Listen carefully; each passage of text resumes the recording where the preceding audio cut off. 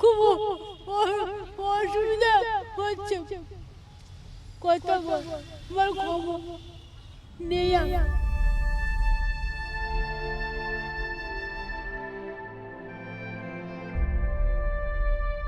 তার কষ্ট হচ্ছে। এই বয়সে এসে অসুস্থ অবস্থায় 16 ঘন্টা ধরে টোটো করে এসেছেন কলকাতা। শিবানীর পরিবারের অভিযোগ, কলকাতা তাদের উপহার দিয়েছে এক রাশ ক্ষোভ। বুধবার ভোর 5:40 থেকে বৃহস্পতিবার দুপুর 2:30 এই গোটা প্রায় 2 দিন বন্দ্যোপাধ্যায় দম্পতিকে যে হয়রানির শিকার হতে হলো শহর কলকাতার অত্যন্ত গুরুত্বপূর্ণ দুটি হাসপাতালে এসে, তা তারা স্বপ্নেও ভাবতে পারেননি। যদিও বর্তমানে খানিকটা আশ্বস্ত হয়েছেন শিবানী ও তার পরিবার।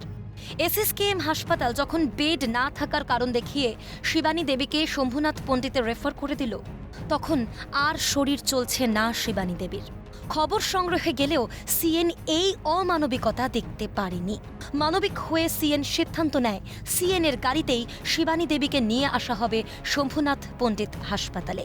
শিবানী দেবীর পাশে রয়েছেন তার বৃদ্ধ স্বামী, পরিবারের কয়েকজন, কিন্তু নেই কোনো স্বাস্থ্যকর্মী। সিএন এর প্রতিনিধি হাতে তুলে নেয় শিবানী দেবীর স্ট্রেচার।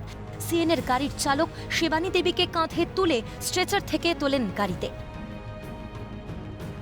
মুর্শিদাবাদ থেকে কলকাতা 16 ঘন্টা অসুস্থ শরীরে টোটো করে আসতে হয়েছে শিবানী দেবীকে।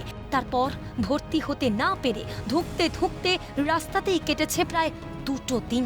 অবশেষে এসএসকেএম থেকে সিএন এর গাড়িতে করেই শম্ভুনাথ পণ্ডিতে আসেন অসহায় শিবানী বন্দ্যোপাধ্যায়।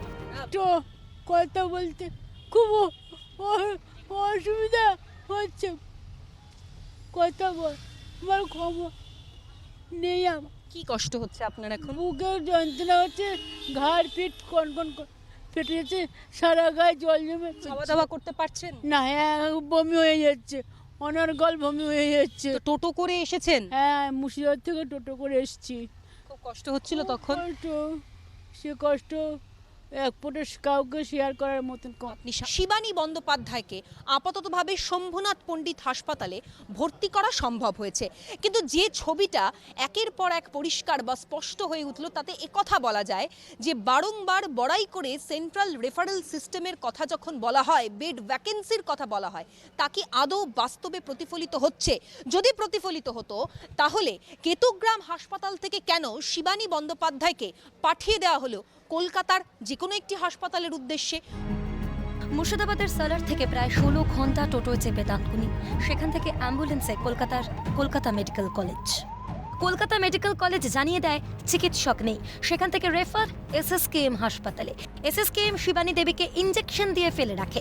অবশেষে দুপুরে চিকিৎসা শুরু হওয়ার সময় এসএসকেএমও জানিয়ে দেয় শিবানী দেবীর জন্যে সেখানে কোনো বেড নেই।